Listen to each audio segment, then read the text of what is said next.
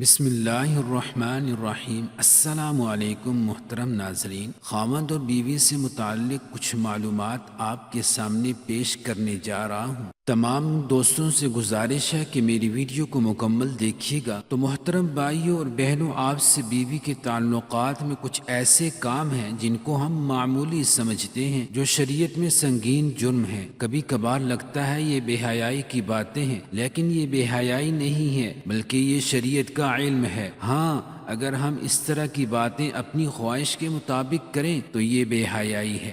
Number 1 گناہ جس کو میاں بیوی کے تعلقات میں معمولی سمجھا جاتا ہے، وہ یہ ہے کہ بیوی کا اپنے شوہر کو ہم بستری سے انکار کرنا، اپنے شوہر کو اپنے نزدیک آنے سے انکار کرنا۔ تو محترم بھائیوں، جامع صغیر میں یہ روایت ہے کہ آپ علیہ الصلاۃ والسلام نے فرمایا، جب شوہر اپنی بیوی کو بلائے ہم بستری کے لیے تو عورت پر واجب ہے کہ وہ فوراً اپنے شوہر کی بات مان لے، ماں سوائے شرعی عذر کی وجہ سے بیوی انکار کر سکتی ہے، یعنی ایسی کوئی شرعی مجبوری، مثلاً حیض، ماہواری وغیرہ، تو وہ الگ بات ہے۔ لیکن اگر شرعی عذر نہیں ہے تو آپ صلی اللہ علیہ وسلم فرماتے ہیں کہ وہ عورت فوراً اپنے شوہر کی بات مان لے، خواہ وہ اونٹ کی سیٹ پر بیٹھ کر سواری کی جاتی ہے اس پر ہی کیوں نہ بیٹھا بلا رہا ہو۔ اس معاملے کو خواتین جو بیویاں ہیں اپنے شوہر کو حق دینا چاہتی ہیں، وہ اس بات کو مد نظر رکھیں، جب اس معاملے میں کوتاہی ہوتی ہے تو انسان دوسری جگہ اپنی خواہش پوری کرتا ہے، اور یہ بات بھی بیوی برداشت نہیں کر سکتی، اس لیے شریعت نے اس معاملے کی اہمیت کو بیان کیا ہے۔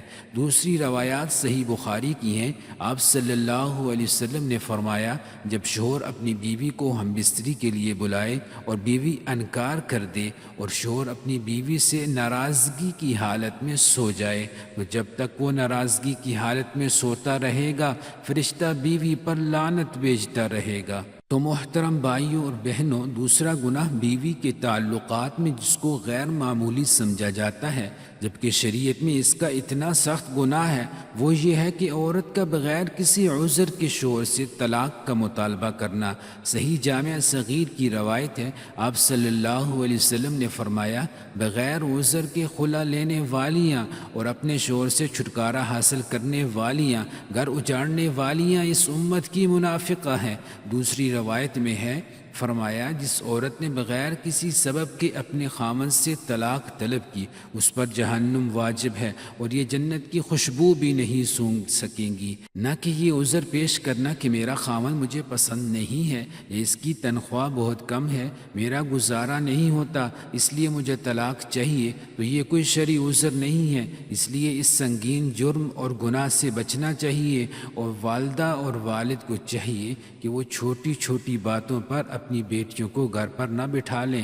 طلاق شوہر کا حق ہے، اور یہ کتنی بری بات ہے کہ طلاق بیٹی خود طلب کر رہی ہے۔ تو محترم بھائیوں، گناہ نمبر 3 جو میاں بیوی کے تعلقات میں عام طور پر ہوتا ہے اور وہ اس کو معمولی سمجھا جاتا ہے، وہ یہ ہے کہ حیض کی حالت میں اپنی بیوی سے ہم بستری کرنا یا ایسی جگہ سے کرنا جو غیب کی ترکیب ہے، یعنی دوبر کی طرف۔ آپ صلی اللہ علیہ وسلم نے فرمایا، جامع ترمذی کی یہ روایت ہے، جس شخص نے حیض والی عورت سے ہم بستری کی یا عورت کے پیچھے جماع کیا تو وہ شریعت کا منکر ہے، اس نے شریعت کا انکار کیا ہے۔ جس نے یہ عمل کیا اس کے لیے شریعت نے کفارے کا حکم دیا ہے، اور یہ بہت سنگین جرم ہے، لیکن اس کو لوگ سمجھ ہی نہیں پا رہے، اور اس بات کو کوئی سیریس لینے کو تیار ہی نہیں کہ نکاح سے پہلے اس کے آداب اور ازدواجی زندگی سے متعلق سیکھا جائے۔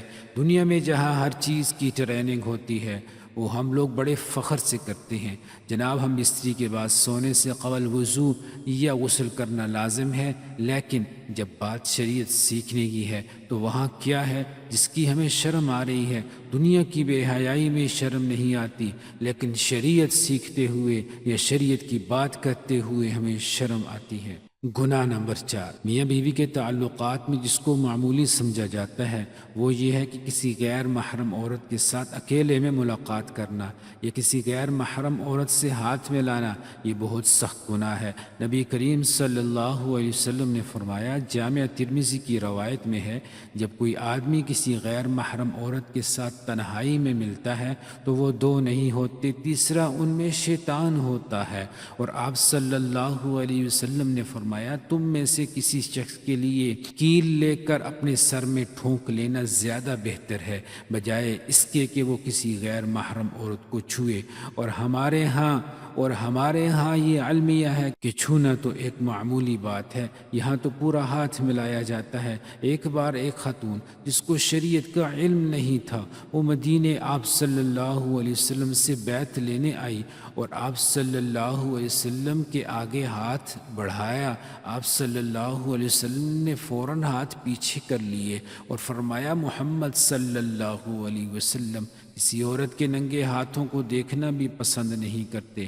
آپ صلی اللہ علیہ وسلم نے اپنا چہرہ مبارک پھیر لیا۔ حضرت مخبر بن حیدر رضی اللہ تعالیٰ عنہ فرماتے ہیں، میں نے عرض کیا، یا رسول اللہ صلی اللہ علیہ وسلم، میں کئی مہینے پانی والے علاقے سے بہت دور رہتا ہوں جبکہ میری بیوی میرے ہمراہ ہوتی ہے، کیا بیوی سے ہم بستری کر سکتا ہوں؟ آپ صلی اللہ علیہ وسلم نے فرمایا، جی ہاں، اگرچہ تم 20 سال پانی سے دور رہو تب بھی ہم بستری کر سکتے ہو، اور غسل کے لیے تیمم کر لیا کرو۔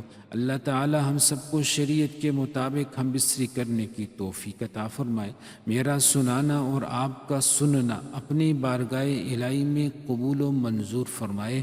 اللہ تعالی سے دعا ہے کہ وہ ہمیں دین شریعت کو سمجھنے اور اس پر عمل کرنے کی توفیق عطا فرمائے۔ آمین ثم آمین۔